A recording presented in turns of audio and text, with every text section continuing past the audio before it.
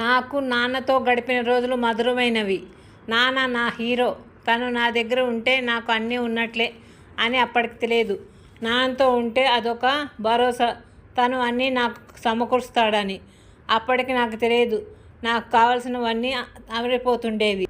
నాన్నతో ఎక్కడికి వెళ్ళినా భద్రతాభావం, ఆయన సర్వస్వం నేనే అని. ఆ తర్వాత నా స్నేహితులు నాతో అంతే ప్రేమగా, నమ్మకంగా, నాతో పాటే వాళ్ళ జీవితం అనే విధమైన తోడు. వాళ్లకు నాకు మధ్య కులం లేదు, మతం లేదు, ఒక స్నేహంతో కూడిన నమ్మకం తప్ప. ఏనాడు నాతో గొడవ పడింది లేదు, దూరం అయ్యింది లేదు. ఒకే మాట ఒకే బాటలాగా సాగిపోయాం. అలాంటి అపరూప సన్నివేశాలు చిన్నతనంలోనే అనుభవించాలి. పెద్దయినాక ఆ అనుభూతులు రానే రావు.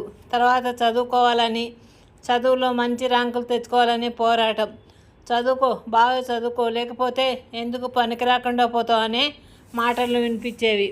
అందుకే చదువు పోరాటం. పోరాడి మంచి ర్యాంకులు రావడానికి అలసిపోయేదాకా పోరాడి చదువులో మంచి ర్యాంకులు వచ్చాక ఇక నేను ఏదైనా సాధించాలంటే మనకంటూ ఒక రోజు రాకపోతుందని ఎదురు చూశాను.